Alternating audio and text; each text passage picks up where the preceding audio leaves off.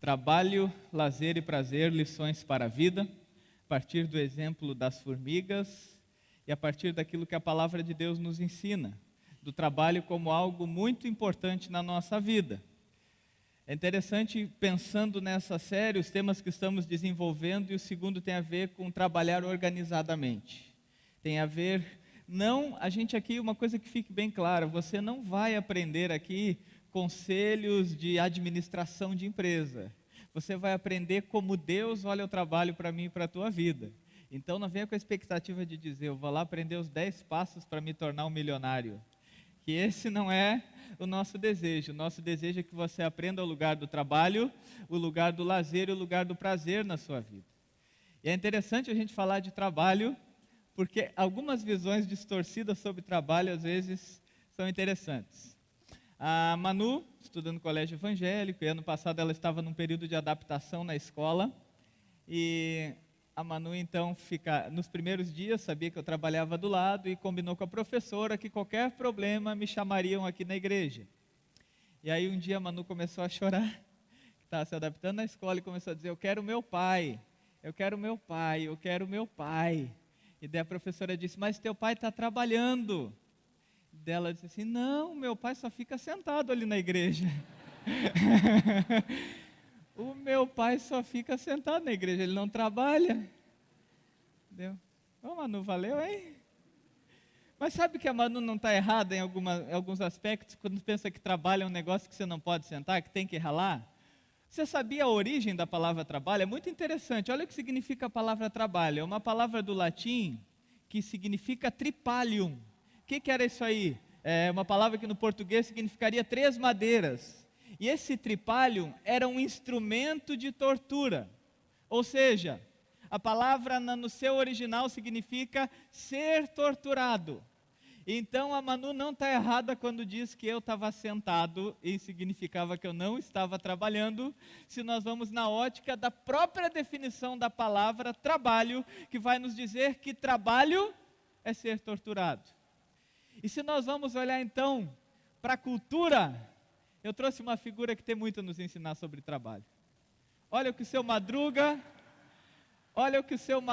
diz sobre trabalho. O trabalho não é ruim.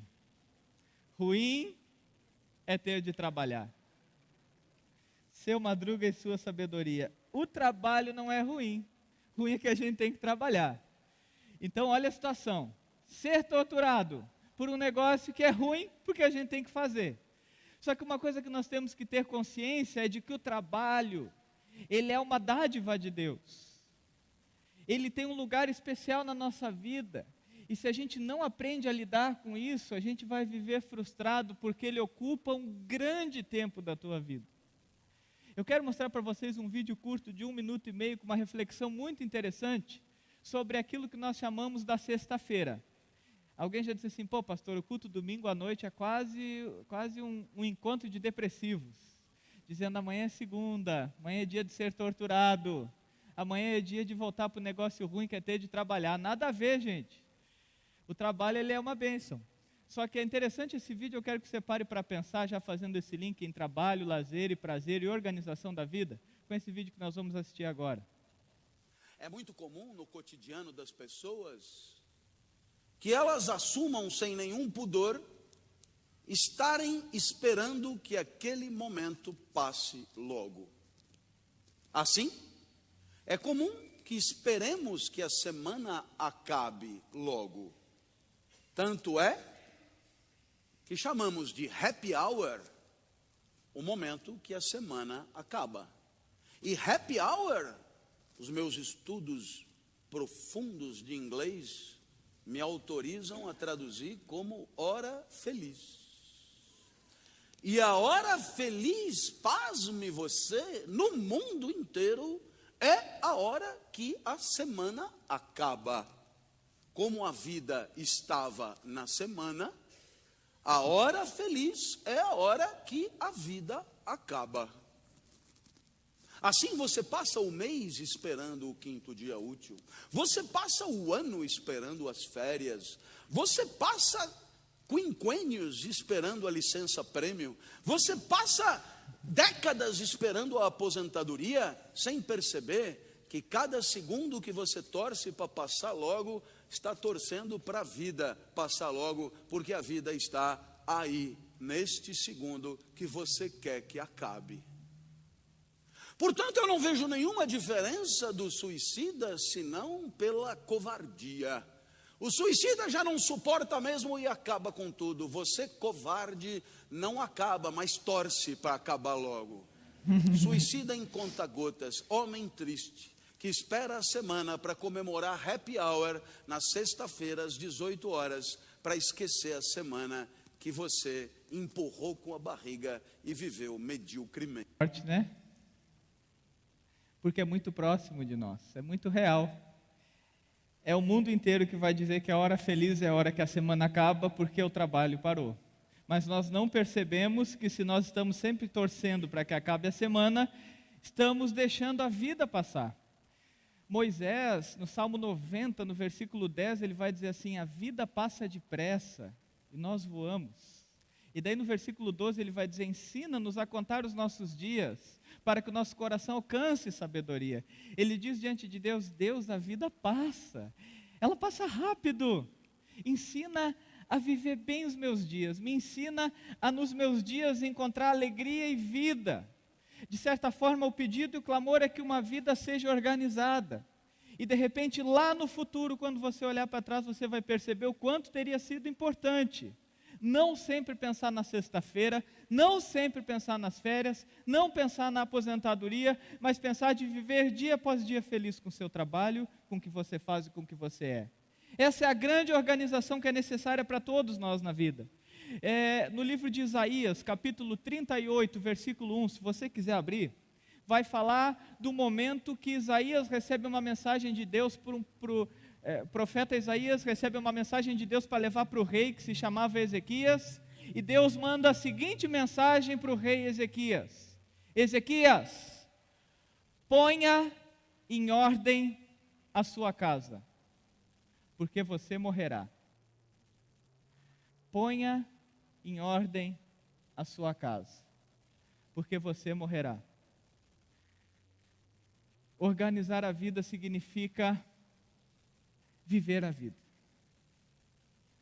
Organizar a vida significa oportunizar a experiência de termos tempo, de usarmos bem o tempo e de vivermos dias após dia com felicidade.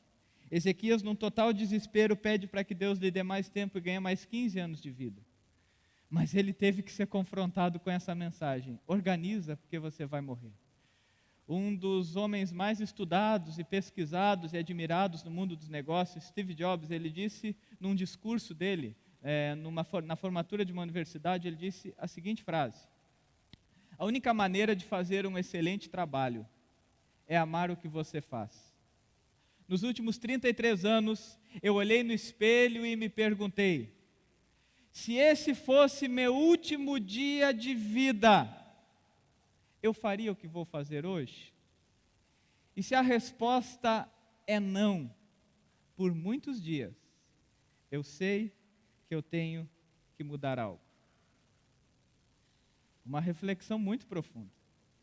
Falando para pessoas que estavam indo assumir o mercado de trabalho, de dizer que só tem uma possibilidade para nós termos lazer, prazer e viver bem o nosso trabalho, que é amando esse trabalho, amando o que nós fazemos. E essa pergunta é para você nessa noite. É uma reflexão para mim nessa noite. Uma reflexão que desafiou Steve Jobs e que desafia a mim e a você de se olhar na frente do espelho. E ele disse que fez isso durante 33 anos e na frente do espelho ele se perguntava: estou tomando meu banho, estou me arrumando para ir para o trabalho, e se esse for o meu último dia de vida, eu estou satisfeito? Era isso que eu queria mesmo? É isso que completa o meu dia? Se a resposta por muitos dias for não, já tem mais do que um sinal que tem coisa errada, que a vida está desorganizada, que assim como Ezequias nós temos que entender que a vida vai passar e que precisamos colocar em ordem, precisamos ter o lugar certo para as coisas.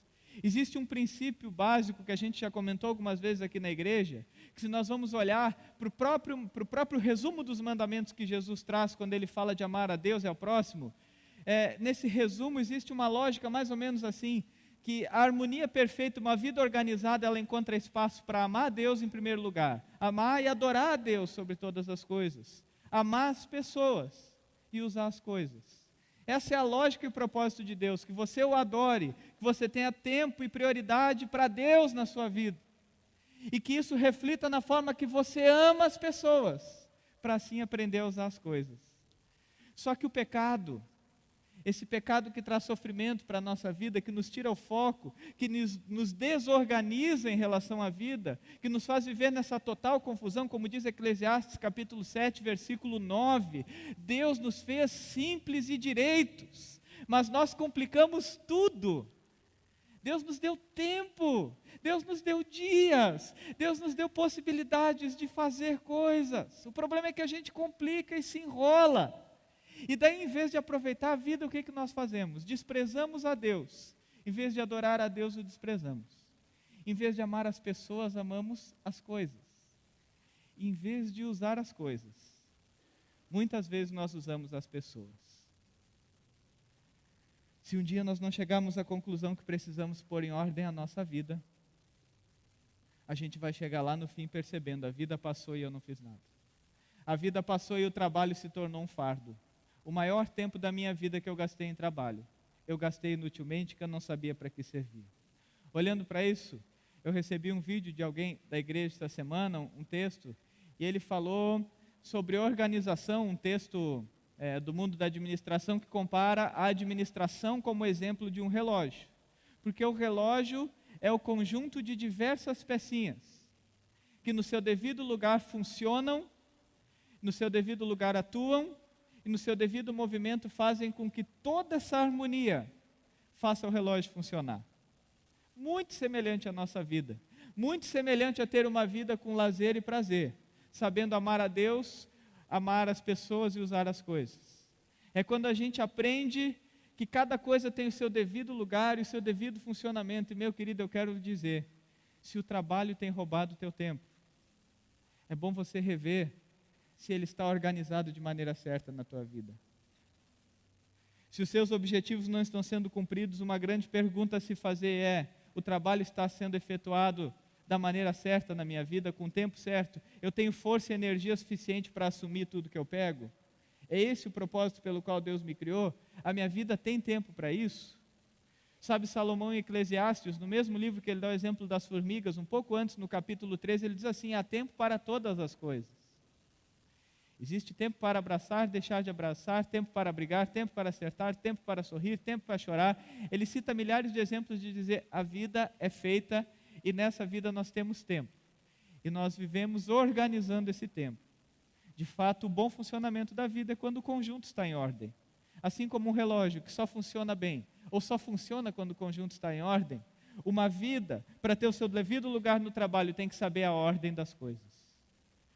Ponha em ordem a tua casa. A vida é curta.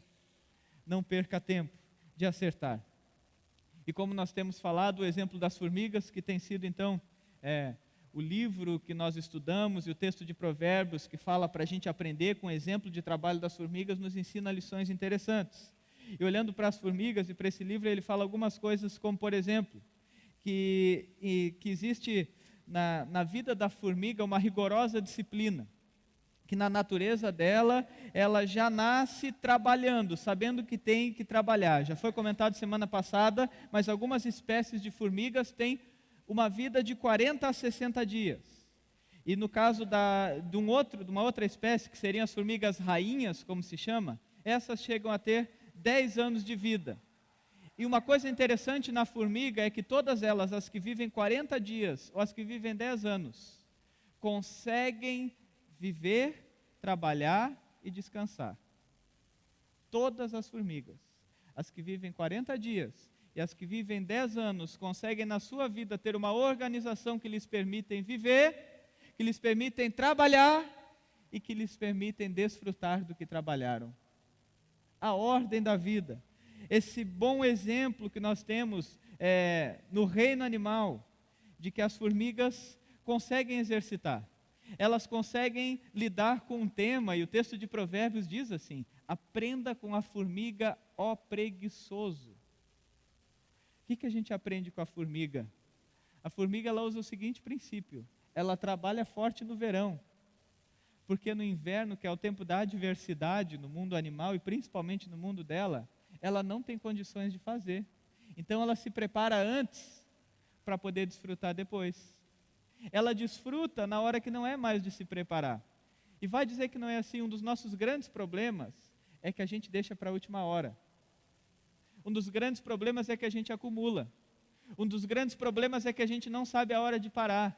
Um dos grandes problemas é que a gente não tem a capacidade de desfrutar, porque não temos visão, propósito e objetivo do que queremos.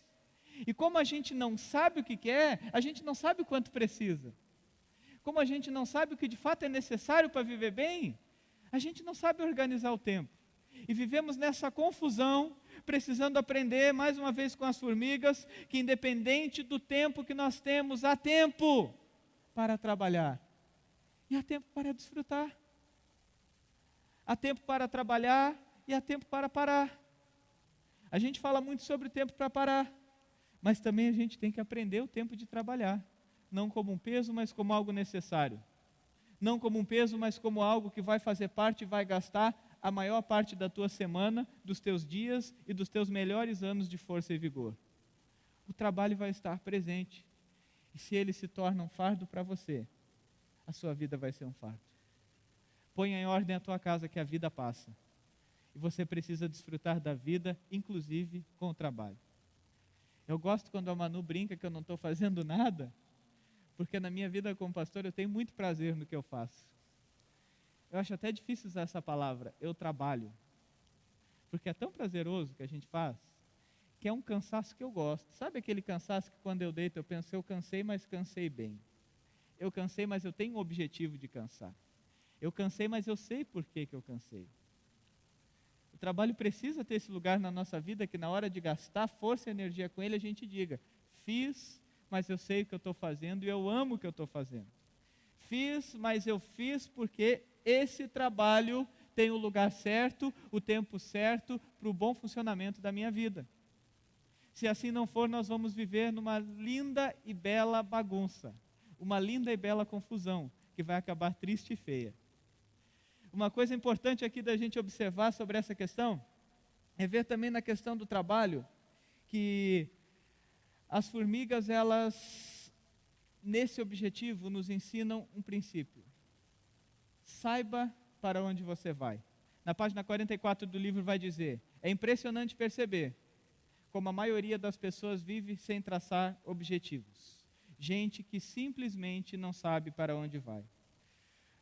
Uma das coisas interessantes na pesquisa que nós fizemos para essa série foi a frase de Thomas Edison. Thomas Edison, criador da lâmpada elétrica, ele diz o seguinte: eu nunca criei algo de valor acidentalmente. Nunca aconteceu que eu fui fazendo as coisas sem saber o que eu queria e um dia, deu certo. O que ele quer dizer com isso? Tudo na minha vida, os objetivos que eu queria, eu tinha um primeiro passo a dar. E esse primeiro passo era planejar, era pensar aonde eu queria chegar. Porque se você não sabe aonde quer chegar, você vai correndo uma esteira a vida inteira. E aí sim vai cansar, e aí sim vai perceber que não usufruiu, e assim vai perceber que a vida passou. Quero convidar você para abrir agora 2 textos da Bíblia. O primeiro daquilo que a Bíblia nos fala em Eclesiastes, sobre esse princípio de organização, de como organizar uma vida e o trabalho tem um lugar especial nele. Olhando para esse exemplo das formigas, olhando para isso que temos falado, é muito interessante a reflexão de Salomão. Salomão foi um homem que pediu sabedoria para Deus. E no livro de Eclesiastes ele dedica boa parte do tempo para perceber o funcionamento da vida, como as pessoas agem, como as pessoas vivem. E aqui é uma parte que ele dedica para falar como ele percebe que as pessoas lidam com o trabalho na sua vida. E Salomão vai dizer assim, Eclesiastes capítulo 4, versículo 7. Eu descobri ainda uma outra situação absurda debaixo do sol. Havia um homem totalmente solitário. Não tinha filho nem irmão. Esse homem trabalhava sem parar. Contudo, os seus olhos não se satisfaziam com a sua riqueza. Ele sequer perguntava: para quem estou trabalhando tanto e por que razão eu deixo de me divertir? Isso é também absurdo. É um trabalho por demais ingrato. É melhor ter companhia do que estar sozinho, porque maior é a recompensa do trabalho de duas pessoas. Se um cair, o amigo pode ajudá-lo a levantar-se. Mas pobre do homem que cai, e não tem quem o ajude a levantar-se. E se dois dormirem juntos, vão manter-se aquecidos. Como, porém, manter-se aquecido sozinho? Um homem sozinho pode ser vencido, mas dois conseguem defender-se. Um cordão de 3 dobras não se rompe com facilidade. Ele nos ensina um princípio muito sério da vida. Ele diz que percebe um absurdo entre as pessoas. Ele diz que tem pessoa que não é preguiçosa para o trabalho, mas que simplesmente não sabe para que corre. Trabalha sem parar. E nunca pergunta por que eu corro desse jeito. E por que eu não usufruo a vida. O resultado é que essa pessoa se torna solitária. O resultado é que essa pessoa não tem ninguém para o acompanhar na hora que ele cai.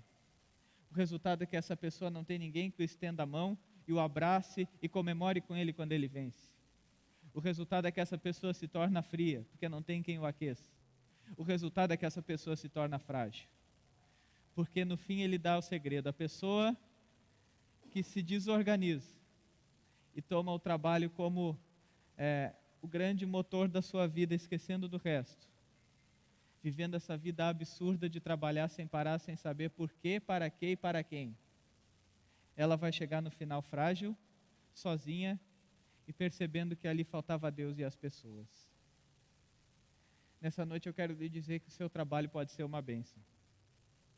E Deus tem uma grande alegria em glorificar o teu trabalho. Um sapateiro perguntou certa vez para Martinho Lutero: como eu posso glorificar a Deus através do meu trabalho? O que você responderia? Sapateiro, como glorifico a Deus através do meu trabalho? Lutero disse para ele: faça o melhor sapato de todos. Faça o melhor sapato de todos e assim você vai estar glorificando a Deus. Ame o que você faz. Use daquilo que você faz para ser um instrumento de completar a tua vida. Há poucos dias eu, o pastor William, o pastor Daniel, assistimos uma palestra com o Leandro Carnal, que era para professores, e ele falou sobre as dificuldades do trabalho, sobre as dificuldades e os desafios de um professor nos dias atuais, de um mundo que avança, de uma educação líquida, que já não tem mais argumentos sólidos e as coisas não são tão mais simples de lidar numa sala de aula, de lidar com as pessoas. E ele foi falando, com a sua bela reflexão, com as suas belas palavras, com o seu bom raciocínio. E ele fechou a palestra e do meu lado estava sentada a dona Iris. A dona Iris que se aposentou como professora, e ela sentada do meu lado disse assim: pastor, ele falou muito bonito sobre o problema que os professores enfrentam. Ele só esqueceu uma palavrinha. Ele esqueceu de dizer que a gente enfrenta tudo isso quando a gente ama o que faz. Porque quando a gente ama o que faz, a gente tem força para todo dia levantar e encarar os desafios que o trabalho proporciona. Eu fui para assistir um palestrante de renome. E a palavra que eu precisava ouvir era da dona Iris, com toda a sua sabedoria. Quem já viu a dona Iris e quem é de Jaraguá sabe que ela olha para você e vai dizer: você foi meu aluno. Ela amava o que fazia. Ela ama. E ela, provavelmente, se olhar no espelho hoje, ela vai lembrar que ela olhou no espelho por muitos e muitos anos da sua vida amando o que fazia, oferecendo o melhor do que ela tinha para Deus, oferecendo o melhor do que ela tinha para fazer com que tivesse uma vida que trabalhava, se esforçava, mas que também usufruía de amar as pessoas e de amar a Deus. Essa é a grande lição das nossas vidas. Essa é a grande lição que vai fazer você ter o ânimo para resolver organizar a sua vida, para você perceber como é importante o trabalho, para você perceber que o trabalho não deve ser descartado e nem tem essa possibilidade, mas também para perceber que o trabalho por si só, sem objetivos, ele vai sugar a tua vida, ele vai se tornar um peso. E, inclusive, ele pode se tornar o grande empecilho para a tua felicidade. Uma frase, chegando já para o final da mensagem de Steve Jobs ainda, nesse mesmo discurso. Depois de saber que ele enfrentou um câncer e dessa reflexão que ele fez sobre a vida, e depois esse mesmo câncer levou a vida dele, ele diz o seguinte: não temos a chance de fazer muitas coisas, então cada uma delas tem que ser excelente. Isso é a vida. A vida é curta e você morre, sabe? E todos nós escolhemos fazer algo com nossas vidas. Então, precisa ser bom. Tem que valer a pena. Queridos, a vida é curta. O que você tem feito com a sua vida? A vida passa rápido. A gente pensa que demora. Quem ainda não lembra, quem já é de mais idade não lembra que sonhava chegar aos 18 anos para ter a carteira de motorista. E agora já venceu e você não renovou e estava com medo da blitz. A vida passa depressa demais. Nós precisamos pedir a ajuda de Deus, assim como o Ezequias pediu para colocar a casa em ordem, para colocar a vida em ordem. Um exemplo que eu deixei para o final, que estava ali no nosso texto, é de Neemias. Porque Neemias, ele conseguiu fazer uma obra em 45 dias da reconstrução dos muros de Jerusalém. Sabe quanto tempo que esse muro estava derrubado? 90 anos. 90 anos de um muro derrubado. Todo mundo passava pelo muro e dizia: que coisa triste esse muro caído aqui. Que coisa terrível, mas nós não temos tempo para cuidar da nossa cidade, para cuidar do lugar que moramos, para dar lugar para o ambiente que Deus nos presenteou. Não temos tempo. Que coisa horrível, o muro está caído e todos passavam por lá. Até que diz que a notícia chegou aos ouvidos de Neemias. E a Bíblia diz assim, se você quiser depois conferir em casa, Neemias capítulo 1, versículo 4.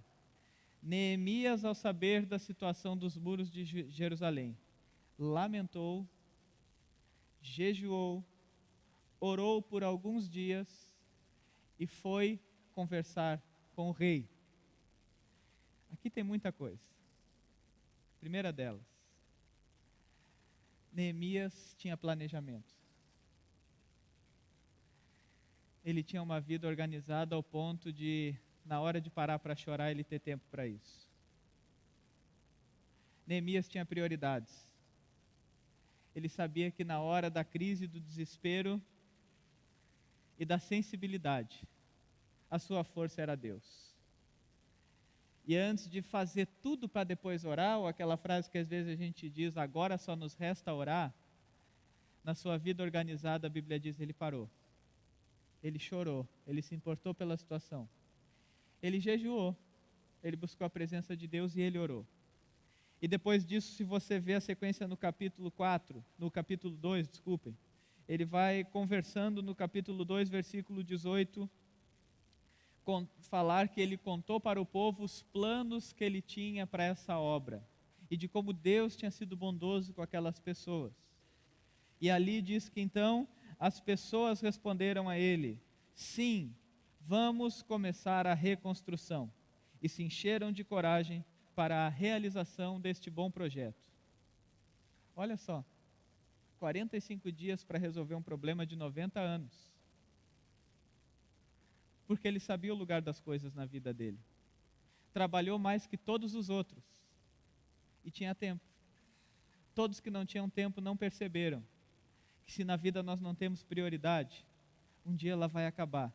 E a gente vai olhar no espelho e vai dizer: passou. Passou e eu não me organizei. Passou e a vida me levou. Passou e eu não consegui entender o que é a vida. Eu encerro com uma frase também do livro que diz assim: o caminho chamado amanhã leva à cidade chamada nunca.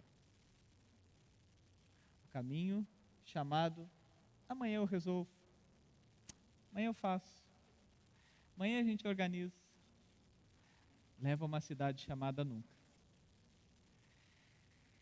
Que Deus nos abençoe a experimentar na vida o trabalho, o lazer e o prazer. a experimentar a vida nos dias, a experimentar a vida que é curta e que é breve, como um grande presente, que a gente usufrui, que a gente gasta energia, mas que a cada dia a gente diz, valeu a pena, porque eu amo o que eu faço. Eu sei que essa palavra leva alguns com uma pulguinha atrás da orelha para casa. É melhor levar a pulguinha do que perceber há 10 anos de que a vida não está valendo a pena. Eu sei que essa palavra é mais simples para alguns que de repente têm que chegar e só de novo dizer, eu tenho que colocar tempo ao tempo. Eu tenho uma família, eu tenho amigos, eu tenho saúde, eu tenho trabalho, todos precisam estar bem. Aquela história de um homem, de um professor que chegou na aula, colocou um monte de pedra dentro de um balde, e daí ele, com aquele balde cheio de pedras, ele disse, cabe ainda areia nesse balde? Cabe mais alguma coisa nesse balde? Alguns falaram, não sei, acho que sim, acho que não. Daí ele pegou e derramou areia no balde. E assim que derramou areia no balde, ele disse, bom, agora o balde está cheio até em cima, cabe mais alguma coisa? Os alunos de novo ficaram na dúvida se respondiam sim ou não. E ele pegou então mais um jarro de água e virou dentro. E daí ele disse, coube ou não coube? Coube. A resposta dele foi, só teve espaço para tudo isso, porque as coisas estavam no lugar certo. Se a água viesse primeiro, se a areia viesse primeiro, o resto não cabia. Que Deus nos abençoe a viver uma vida organizadamente, de trabalho, lazer e prazer.